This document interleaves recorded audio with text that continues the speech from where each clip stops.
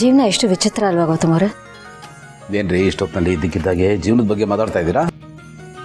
ನಾನು ಮಲ್ಲಿ ಜೀವನ ಬಗ್ಗೆ ಮಾತಾಡ್ತಿದ್ದೀನಿ. ಓ ಸರಿ ಸರಿ, ಮಾತಾಡಿ.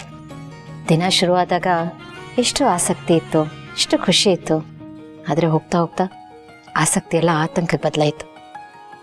ಏನೇನೋ ನಡೆದೋಯ್ತು. ಕೊನೆಯದಾಗಿ ಸುನೀಲ್ ಅವರು ಮಲ್ಲಿ ಮದುವೆ ಆದರು. ತುಂಬ ಖುಷಿ ಇದೆ. ಬಟ್ ಇದೆಲ್ಲ ನಿಜವಾಗ್ಲೂ ನಡೆದಿದೆಯಾ ಅಥವಾ ಕನಸ ಒಂದು ಅರ್ಥ ಆಗ್ತಿಲ್ಲ.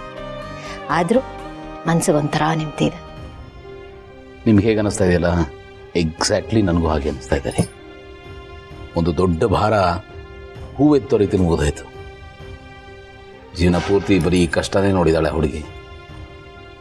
ಇನ್ಮೇಲೆ ಅವಳ ಜೀವನದಲ್ಲಿ ಬರೀ ಸಂತೋಷ ಸಂತೋಷ ಸಂತೋಷ ಮಾತ್ರನೇ ಇರಬೇಕು. ನೀವು ನೋಡ್ತಾ ಇರಿ, ಇನ್ಮೇಲೆ ಅವಳ ಲೈಫ್ ಹೀಗಿರಲ್ಲ, ಕಂಪ್ಲೀಟ್ ಚೇಂಜ್ ಆಗೋಗುತ್ತೆ.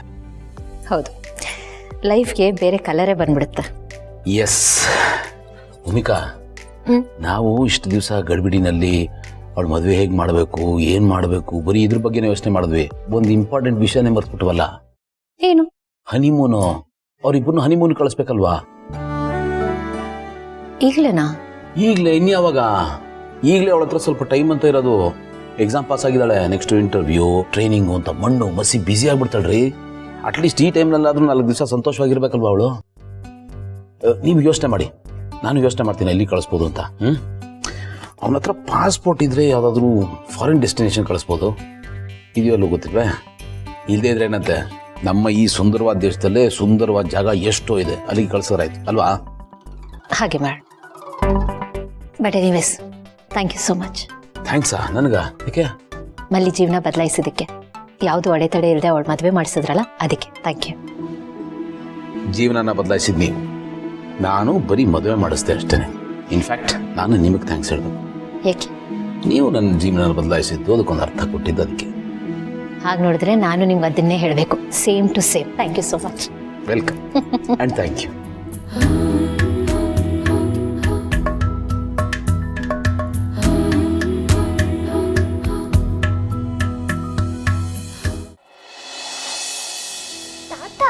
ಈಗ ಚಿಕ್ಕಂಗೆ ಮದ್ವೆ ಆಯ್ತಲ್ಲ, ಮುಂದೆ ಏನಾಗುತ್ತೆ?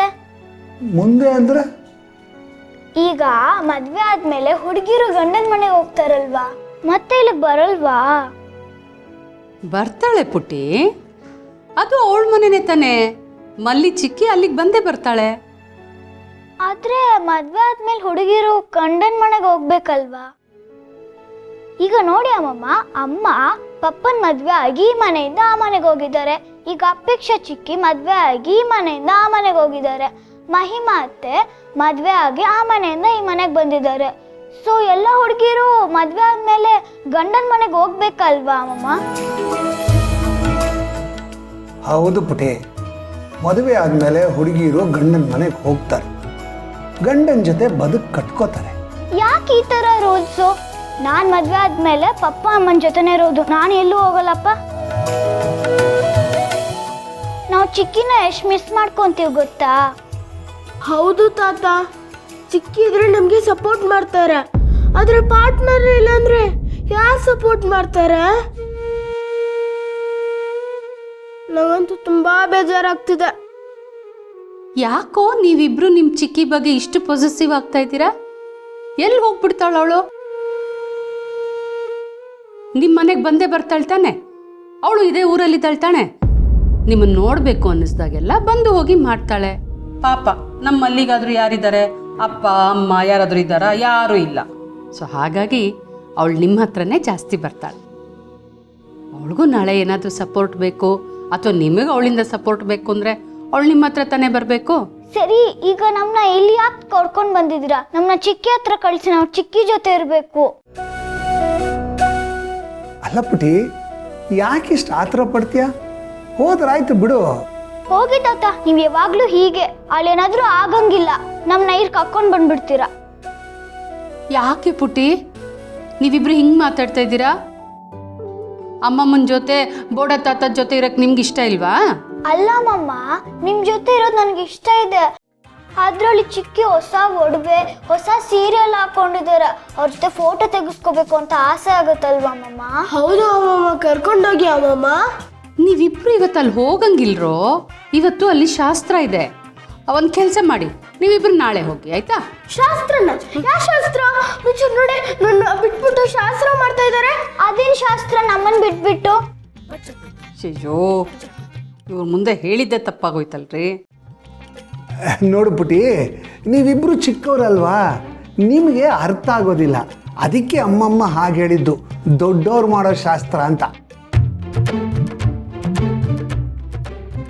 ಹೌದು ಮಂದಾಕಿನಿ, ನೀನು ಮಕ್ಕಳಿಗೆ ನಾನು ತಂದಿದ್ದ ಜಾಮೂನ್ ಕೊಡ್ಲೇ ಇಲ್ವಾ? ನೋಡು, ಹ್ಞೂ ನಿಮ್ಮಿಬ್ಬರಿಗೂ ತಂದಿದ್ದೆ. ನಿಮ್ಮ ಅಜ್ಜಿ ನಿಮ್ಮ ಅಮ್ಮಮ್ಮ ನಿಮಗೆ ಕೊಟ್ಟೇ ಇಲ್ಲ. ಮೊದಲು ಕೊಡು. ಇವಾಗ ತಗೊಂಡ್ಬರ್ತೇನೆ. ಬೇಗ ತಗೊಂಡು ಬನ್ನಿ.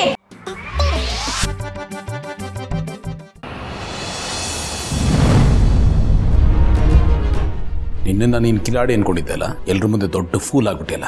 ನಾಚಿಕೆ ಆಗಬೇಕು ನಿನಗೆ. ಇನ್ಮೇಲೆ ವಾರ್ನಿಂಗ್ ಕೊಡಲ್ಲ, ಫೈನಲ್ ಜಡ್ಜ್ಮೆಂಟೇ ಕೊಡ್ತೀನಿ.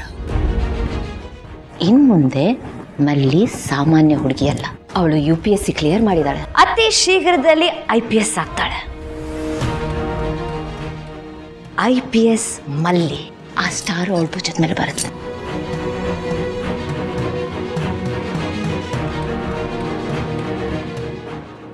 ಜೈ ತಗೊಳ್ಳಿ. ನಂಗೆ ಗೊತ್ತು ಜೈ, ನಿಮ್ಗೆ ಎಷ್ಟು ಹರ್ಟ್ ಆಗಿದೆ ಅಂತ. ಬಟ್ ಒಂದು ಮಾತು ಹೇಳ್ತೀನಿ ಕೇಳಿ. ಇಷ್ಟು ವರ್ಷ ನಿಮಗೆ ನೋವು ಕೊಟ್ಟವರೆಲ್ಲ ಸೇರಿಕೊಂಡು ನಿಮ್ಮ ಸೋಲ್ನ ಸೆಲೆಬ್ರೇಟ್ ಮಾಡ್ತಿದ್ದಾರೆ. ಚಿತೆಯಲ್ಲಿ ಚಳಿ ಕಾಯಿಸ್ಕೊಳ್ಳೋ ಕೆಲಸ ಮಾಡ್ತಿದ್ದಾರೆ. ನೀವು ನಮ್ಮದವರೇ ನಿಮ್ಮ ಬೆನ್ನಿಗೆ ಚೂರಿ ಆಗ್ತಿದ್ದಾರೆ. ಪ್ರತಿ ಸಲನೂ ನಿಮಗೆ ಸೋಲೇ ಆಗ್ತಿದೆ. ಇದು ಹೀಗೆ ಕಂಟಿನ್ಯೂ ಆದರೆ ನಿಮ್ಮ ಹೆಸರು ಗೌರವ ಎಲ್ಲ ಮಣ್ಪಲಾಗುತ್ತೆ ತಾನೆ. ನಿಮ್ಮ ಪಾಲಿಗೆ ಎಲ್ಲ ಮುಗ್ದೋಗುತ್ತೆ. ಅದಕ್ಕೆ ನೀವು ಈ ಸಲ ಸರಿಯಾಗಿ ರಿವೆಂಜ್ ತಗೋಬೇಕು. ಅವ್ರು ಯಾವತ್ತೂ ನಿಮ್ಮ ಮುಂದೆ ತಲೆ ಎತ್ತಬಾರ್ದು. ನೀವು ಆ ರೀತಿ ಅವರಿಗೆ ಹೊಡಿಬೇಕು ಜೈ. ಈ ಥರ ಸೋಲು ಒಪ್ಕೊಂಡು ನೀವು ಸುಮ್ಮನೆ ಕೂರಬಾರ್ದು ಜೈ. ಇಲ್ಲಿವರೆಗೂ ನಾನು ಬರೀ ಮಾತಾಡ್ತಾ ಇದ್ದೆ, ಆದರೆ ಇನ್ಮೇಲೆ ನಾನು ಮಾಡೋದನ್ನು ಅವ್ರುಗಳು ನೋಡ್ತಾರೆ. ಯಾವುದೇ ಕಾರಣಕ್ಕೂ ಅವರಲ್ಲಿ ಯಾರೊಬ್ಬರು ಶಾಂತಿಯಿಂದ ಇರೋದಕ್ಕೆ ನಾನು ಬಿಡೋದಿಲ್ಲ.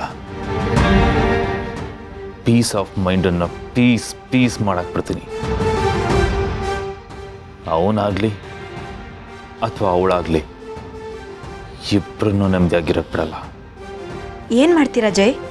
ಅವ್ರುಗಳು ನನ್ನನ್ನು ಸೋಲ್ಸಿದ್ದೀನಿ ಅಂತ ಸೆಲೆಬ್ರೇಟ್ ಮಾಡ್ತಿರ್ಬೋದು, ಆದರೆ ಅವ್ರುಗಳಿಗೆ ಗೊತ್ತಿಲ್ಲ ಸೋತಿರೋವನ ಪ್ರತೀಕಾರ ಗೆದ್ದಿರೋವನ ಜಯಕ್ಕಿಂತ ಭಯಂಕರವಾಗಿರುತ್ತೆ.